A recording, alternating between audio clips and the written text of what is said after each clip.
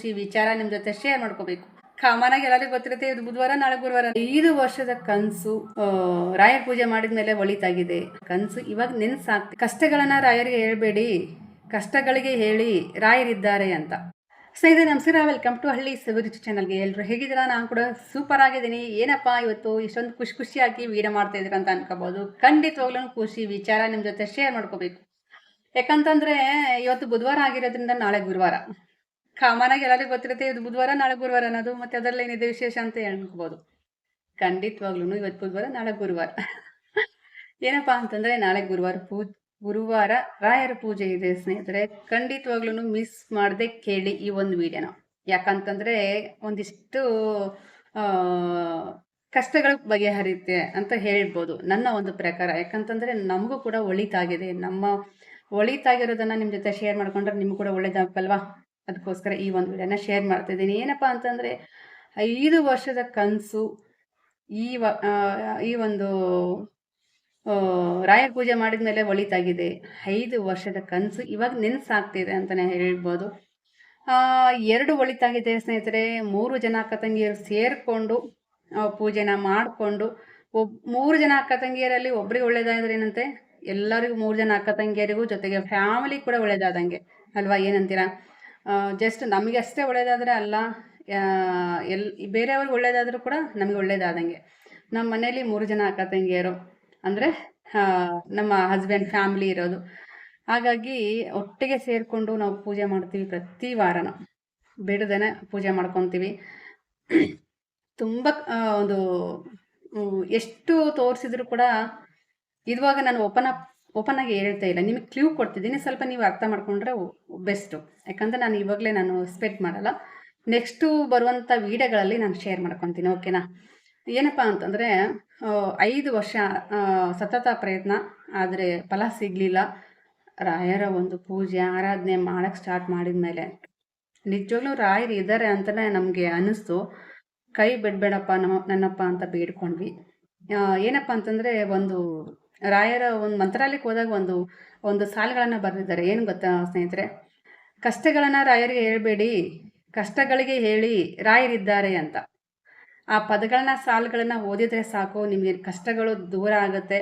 ಕಷ್ಟಗಳು ರಾಯರ ನೋಡಿ ಎದುರಿ ಓಡಿ ಹೋಗ್ತವೆ ಅಂತಲೇ ಹೇಳ್ಬೋದು. ಅದೇ ರೀತಿ ನಮ್ಮ ಜೀವನದಲ್ಲಿ ಸತ್ಯ ನಡೆದಿದೆ ಅಂತಲೇ ಹೇಳ್ಬೋದು ಸ್ನೇಹಿತರೆ. ಖಂಡಿತವಾಗ್ಲೂ ಖುಷಿ ಆಗುತ್ತೆ. ಏನಪ್ಪ ಅಂತಂದರೆ ಅದೇ ಹೇಳಿದ್ನವ, ಓಪನ್ ಆಗಿ ಹೇಳ್ತಿಲ್ಲ. 5 ವರ್ಷದ ಸತತ ಪ್ರಯತ್ನ ಯಾವತ್ತೂ ಈಡೇರಲಿಲ್ಲ. ಒಂದು 3 ಟೈಮ್ ಸ್ವಲ್ಪ ಬ್ಯಾಡ್ ಲಕ್ಕು, ಏನು ಮಾಡೋಕ್ಕಾಗಿಲ್ಲ, ನಮ್ಮ ಕೈ ಸೇರದೇ ಹೋಯಿತು. ಇವಾಗ ಅದ್ಭುತವಾಗಿ ಒಂದು ಆರೋಗ್ಯಕರವಾಗಿ ಒಂದು ನಮ್ಮ ತಂಗಿ ಖುಷಿಯಿಂದ ಇದ್ದಾರೆ ಅಂತಲೇ ಹೇಳ್ಬೋದು. ಅವರೊಬ್ಬರೇ ಅಲ್ಲ, ಇಡೀ ಫ್ಯಾಮಿಲಿ ತುಂಬ ಖುಷಿಯಾಗಿದ್ದಾರೆ ಅಂತಲೇ ಹೇಳ್ಬೋದು. ಅವ್ರಿಗೆ ಆ ರೀತಿ ಒಳ್ಳೆಯದಾಗಿದೆ ಅಂತಲೇ ಹೇಳ್ಬೋದು. ನಿಮಗೆ ಅರ್ಥ ಆಯಿತು ಅಂದ್ಕೊತೀನಿ. ಯಾಕಂದರೆ 5 ವರ್ಷ ನಮಗೆ ಫಲ ಸಿಗದೇ ಇರುವ ಕಾರಣಕ್ಕೆ ನಮಗೆ ಇವಾಗ ಓಪನ್ ಆಗಿ ನಾನು ಹೇಳ್ಕೊಳ್ಳೋದಕ್ಕೆ ಸ್ವಲ್ಪ ಭಯ ಆಗುತ್ತೆ, ಅಷ್ಟೇನಿಲ್ಲ. ರಾಯರಿದ್ದಾರೆ, ಭಯ ಪಡಬೇಡ ಅಂತ ಮನಸ್ಸು ಹೇಳುತ್ತೆ. ಆದರೂ ಮತ್ತೆ ಇನ್ನೊಂದು ಏನಪ್ಪ ಒಳಿತಾ ಅಂತಂದರೆ, ಪ್ರತಿ ತಿಂಗಳು ಹಣದ ಅಭಾವ. ಎಷ್ಟೇ ದುಡಿದ್ರು, ಎಷ್ಟು ಕೈ ಸೇರಿದ್ರು ಕೂಡ ಹಣ ಲಕ್ಷ ಹಣ ಬಂದರೂ ಕೂಡ 1 ರೂಪಾಯಿನ ನಿಲ್ತಾನೆ ಇರಲಿಲ್ಲ. ಏನು ಮಾಡೋದು, ನಮ್ದಲ್ಲ ಅಂತ ಅನ್ನೋ ರೀತಿಲಿ ಹೋಗ್ಬಿಡೋದು, ನೀರು ರೀತಿ ಹರಿಯೋದು. ಆದರೆ ಇವಾಗ ಆ ಒಂದು ಅಮೌಂಟು ದುಡ್ಡು ಕೈ ಸೇರ್ತಾ ಇದೆ. ಜೊತೆಗೆ ನಮಗೆ ಸ್ವಲ್ಪ ನೆಮ್ಮದಿಯನ್ನು ವಾತಾವರಣನ ನಮ್ಮ ರಾಯರು ತಂದು ಕೊಟ್ಟಿದ್ದಾರೆ ಅಂತಲೇ ಹೇಳ್ಬೋದು.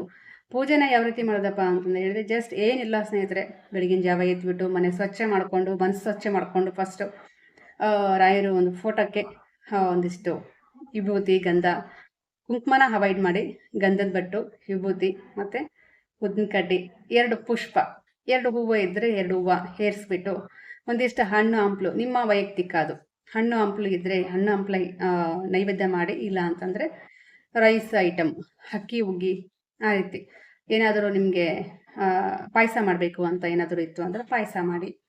ಆ ರೀತಿ ವ್ರತನ ಬೆಳಗ್ಗಿನ ಜಾವ ಮಾಡಿಕೊಂಡು ಇಡೀ ದಿನ ಉಪವಾಸ, ಅಂದರೆ ನಮಗೆ ಪೂರ್ತಿ ಉಪವಾಸ ಮಾಡೋಕ್ಕಾಗಲ್ಲ ಅಂತಂದರೆ ಬೆಳಗ್ಗೆ ಏನಾದರೂ ಸ್ವಲ್ಪ ತಿಂಡಿ ತೀರ್ಥ ಮಾಡ್ಕೋಬೋದು. ಮಧ್ಯಾಹ್ನ ಗ್ಯಾಪು, ನೈಟು ಸೀದಾ ಡೈರೆಕ್ಟಾಗಿ ಊಟ ಮಾಡಿಕೊಂಡು. ಇಲ್ಲ ಅಷ್ಟು ನಮ್ಮ ಕೈಯಲ್ಲೇ ಮಾಡೋದಾಗಲ್ಲಪ್ಪ ಅಂತಂದರೆ ಆದಷ್ಟು ಮಾಡಲೇಬೇಕು, ಫಲ ಸಿಗಬೇಕು ಅಂದರೆ ಮಾಡಲೇಬೇಕಲ್ವ?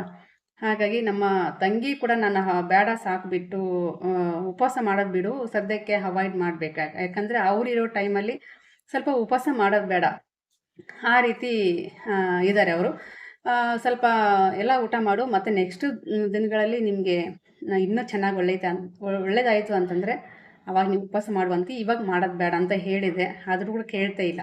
ನನ್ನ ಅಕ್ಕ ಕೂಡ ಹೇಳಿದ್ರು, ನಾನು ಕೂಡ ಹೇಳಿದೆ, ಇಲ್ಲ ನಾನು ಮಾಡ್ತೀನಿ, ಇನ್ನೂ ಸ್ವಲ್ಪ ದಿನ ಇರಲಿ, ನನ್ನ ಕೈಲಿ ಎಷ್ಟು ಸಾಧ್ಯನೋ ಅಷ್ಟು ಉಪವಾಸ ಮಾಡಿಕೊಂಡು, ಎಷ್ಟು ದಿನಗಳ ಸಾಧ್ಯ ಅಷ್ಟು ದಿನಗಳ ನಾನು ಉಪವಾಸ ಮಾಡಿಕೊಂಡು ವ್ರತನ ಮಾಡ್ತೀನಿ ಅಂತ ಹೇಳ್ತಾ ಇದ್ದಾರೆ. ಓಕೆ, ನಿನ್ನಿಷ್ಟ, ನಿನಗೆ ಆದರೆ ಮಾಡು ಅಂತ ಹೇಳಿದ್ದೀವಿ. ಸ್ವಲ್ಪ ಹಣ್ಣುಗಳನ್ನು ತಿನ್ಕೊಂಡು ಸ್ವಲ್ಪ ವ್ರತನ ಮಾಡ್ತಾಯಿದ್ದಾರೆ ಅವರು, ಸ್ವಲ್ಪ ಉಪವಾಸನ ಮಾಡ್ತಾಯಿದ್ದಾರೆ ಅಂತಲೇ ಹೇಳ್ಬೋದು. ಯಾಕಂದರೆ ಈಗಿರೋ ಟೈಮಲ್ಲಿ ಅವರು ಉಪವಾಸ ಮಾಡೋದು ಅಷ್ಟೊಂದು ಸರಿಯಲ್ಲ ಅನಿಸುತ್ತೆ. ಆದರೂ ರಾಯರು ಒಳ್ಳೇದು ಮಾಡಿದ್ದಾರೆ ಅಂತಂದರೆ ರಾಯರ ಸೇವೆ ನಾವು ಮಾಡಲೇಬೇಕು ಅಂತಂದ್ಬಿಟ್ಟು ಪುಷ್ಪ ನಮ್ಮ ತಂಗಿ ಅವರು ವ್ರತನ ಮಾಡ್ತಾಯಿದ್ದಾರೆ. ಮತ್ತು ನಮ್ಮ ಅಕ್ಕ ಕೂಡ ವ್ರತನ ಆಚರಣೆ ಮಾಡ್ತಾಯಿದ್ದಾರೆ. ಸದ್ಯಕ್ಕೆ ನಾನು ವ್ರತ ಆಚರಣೆ ಮಾಡ್ತಿಲ್ಲ, ಪೂಜೆ ಎಲ್ಲ ಮಾಡ್ತೀನಿ, ಬಟ್ ಉಪವಾಸ ಎಲ್ಲ ಮಾಡ್ತಿಲ್ಲ ಸ್ನೇಹಿತರೆ. ಅದಕ್ಕೋಸ್ಕರ ಸ್ವಲ್ಪ ನಾನು ಮಾಡ್ತಿಲ್ಲ ಅಷ್ಟೇ. ನಮ್ಮ ಅಕ್ಕ ಮಾಡ್ತಿದ್ದಾರೆ, ನಮ್ಮ ತಂಗಿ ಕೂಡ ಮಾಡ್ತಾಯಿದ್ದಾರೆ. ಅವರಿಗೆ ನಿಜವಾಗ್ಲೂ ಒಳ್ಳೆಯದಾಗಿದೆ ಅಂತಲೇ ಹೇಳ್ಬೋದು. ವ್ರತ ಮಾಡ್ತಾಯಿದ್ದಾರೆ ಅಲ್ವಾ, ನಿಜ ಒಳ್ಳೆಯದಾಗಿದೆ. ನೀವು ಕೂಡ ಟ್ರೈ ಮಾಡಿ ನೋಡಿ. ದೇವರಿಗೆ ಮಾಡಿದರೆ ಅದು ಎಲ್ಲೂ ಹೋಗಲ್ಲ ಸ್ನೇಹಿತರೆ, ನಮ್ಮ ಹಿಂದೆನೇ ಇದ್ದು ಕಾಪಾಡ್ತಾನೆ ದೇವರು ಅಂತಲೇ ಹೇಳ್ಬೋದು. ಅದೇ ಹೇಳಿದ್ನಲ್ವಾ, ಕಷ್ಟಗಳಿಗೆ ಹೇಳಿ ರಾಯರಿದ್ದಾರೆ ಅಂತಂದ್ಬಿಟ್ಟು. ಒಳಿತಾಗಿದೆ ಅಂತಲೇ ಹೇಳ್ಬೋದು. ತುಂಬ ಖುಷಿ ವಿಚಾರ ಅಂತಲೇ ಹೇಳ್ಬೋದು. ನೀವು ಕೂಡ ಟ್ರೈ ಮಾಡಿ ರಾಘವೇಂದ್ರ ಸ್ವಾಮಿ ಪೂಜೆನ ಆರಾಧನೆ ಮಾಡೋಕ್ಕೆ, ಪೂಜೆ ಮಾಡೋದಕ್ಕೆ. ಒಂದು ನಿಮಗೆ ಈ ವಿಡಿಯೋ ನಿಮಗೆ ತಲುಪಿದೆ ಅಂತಂದರೆ ರಾಘವೇಂದ್ರ ನಿಮ್ಮ ಮನೆಗೆ ಬಂದಂಗೆ ಅಂತ ಅಂದ್ಕೊಳ್ಳಿ. ಯಾಕಂತಂದರೆ ನಾಳೆ ಗುರುವಾರ ಆಗಿರೋದ್ರಿಂದ ಇವತ್ತು ವಿಡಿಯೋ ನಿಮಗೆ ತಲುಪಿದೆ ಅಂದರೆ ತುಂಬ ಖುಷಿ ವಿಚಾರ. ನೀವು ನಾಳೆನೇ ಸ್ಟಾರ್ಟ್ ಮಾಡ್ಬೋದು. ಒಂದು ಫೋಟೋ ಇತ್ತು ಅಂತಂದರೆ ಆರಾಮಾಗಿ ಪೂಜೆ ಮಾಡ್ಕೊಳ್ಳಿ, ರಾಯರ ಆರಾಧನೆ ಮಾಡ್ಕೊಳ್ಳಿ, ರಾಯರ ಪೂಜೆ ಮಾಡ್ಕೊಳ್ಳಿ, ರಾಯರನ್ನು ನೆನಪು ಮಾಡ್ಕೊಳ್ಳಿ, ರಾಯರಿದ್ದಾರೆ ಅಂತ ಹೇಳಿ. ಖಂಡಿತವಾಗ್ಲೂ ಒಂದು ಒಳ್ಳೆಯದಾಗುತ್ತೆ. ಕಷ್ಟಗಳಿಗೆ ಹೇಳಿ ರಾಯರಿದ್ದಾರೆ, ಕಷ್ಟಗಳೇ ನನ್ನ ಹತ್ರ ಬರಬೇಡಿ, ರಾಯರಿದ್ದಾರೆ ಅಂತ ಹೇಳ್ಕೊಂಡ್ರೆ ಖಂಡಿತವಾಗ್ಲೂ ನಮ್ಮ ಹತ್ರ ಕಷ್ಟಗಳು ಬರೋದೇ ಇಲ್ಲ ಸ್ನೇಹಿತರೆ. ಓಕೆ, ನಾಳೆ ಪೂಜೆ ಮಾಡುವ ವಿಧಾನ ಅಂದರೆ ನಾಳೆ ಪೂಜೆ ಮಾಡುವ ಒಂದು ವಿಡಿಯೋ ನೆಕ್ಸ್ಟ್ ವಿಡಿಯೋದಲ್ಲಿ ಬರುತ್ತೆ. ನಾಳೆ ಶೇರ್ ಮಾಡ್ಕೊತೀನಿ ನಿಮಗೆ, ನಾವು ಯಾವ ರೀತಿ ದಿನಚರಿ ಅಂದರೆ ಬೆಳಗಿನ ದಿನಚರಿ ಹೇಗಿರುತ್ತೆ, ಮತ್ತು ನಮ್ಮ ಒಂದು ಪೂಜೆ ಹೇಗಿರುತ್ತೆ ಅಂತಂದ್ಬಿಟ್ಟು ನೆಕ್ಸ್ಟ್ ವಿಡಿಯೋದಲ್ಲಿ ಶೇರ್ ಮಾಡ್ಕೊತೀನಿ ಸ್ನೇಹಿತರೆ. ಎಲ್ಲೂ ಸ್ಕಿಪ್ ಮಾಡದೆ ಪೂರ್ತಿ ವಿಡಿಯೋ ನೋಡಿ, ಅವಾಗ ನಿಮಗೆ ಕ್ಲೀನಾಗಿ ಅರ್ಥ ಆಗುತ್ತೆ. ಯಾಕಂತಂದರೆ ನಮಗೆ ಆದ ಒಂದು ಖುಷಿ ವಿಚಾರ ನಿಮ್ಮ ಜೊತೆ ಶೇರ್ ಮಾಡ್ಕೊಂಡ್ರೆ ನಿಮಗೂ ಕೂಡ ಖುಷಿ ಆಗಬೇಕಲ್ವಾ. ನೀವು ಕೂಡ ಒಂದು ಫಲ ಸಿಗಬೇಕು ಅಂತಂದರೆ ನೀವು ಕೂಡ ಒಂದು ರಾಯರ ಪೂಜೆನ ಮಾಡಿಕೊಂಡು ನಿಮಗೂ ಕೂಡ ಒಳ್ಳೇದಾಗಬೇಕು. ಹಾಗೆ ನನ್ನ ಒಂದು ಫ್ರೆಂಡ್ಸು ಏನೋ ಒಂದು ಹೊಸ ಬಿಸ್ನೆಸ್ ಮಾಡಬೇಕು ಅಂತ ಇದ್ದಾರೆ, ರಾಯರು ಇದ್ದಾರೆ. ಖಂಡಿತವಾಗ್ಲೂ ರಾಯರ ಹೆಸರಲ್ಲಿ ಆ ಒಂದು ಬಿಸ್ನೆಸ್ಸನ್ನು ಸ್ಟಾರ್ಟ್ ಮಾಡಿ, ಖಂಡಿತವಾಗ್ಲೂ ಒಳ್ಳೆಯದಾಗುತ್ತೆ. ತುಜಾ, ನಿಮಗೂ ಕೂಡ ಒಳ್ಳೆಯದಾಗಲಿ. ಪಾಪ ಕೇಳಿಕೊಂಡ್ರು, ರಾಯರ ಹತ್ರ ಕೇಳಬೇಕು, ನಾನು ಒಂದು ಹೊಸ ಬಿಸ್ನೆಸ್ಸನ್ನು ಸ್ಟಾರ್ಟ್ ಮಾಡಬೇಕು ಅಂತ. ಖಂಡಿತವಾಗ್ಲೂ ನೀವು ಕಂಡಂಥ ಕನಸು ನನಸಾಗಲಿ, ರಾಯರ ಆಶೀರ್ವಾದ ನಿಮ್ಮ ಮೇಲೆ ಸದಾ ನೆಲೆಸಲಿ ಅಂತಂದು ಹೇಳ್ಬಿಟ್ಟು ಈ ಒಂದು ವಿಡಿಯೋನ ಮುಗಿಸ್ತೀನಿ. ರಾಯರಿದ್ದಾರೆ.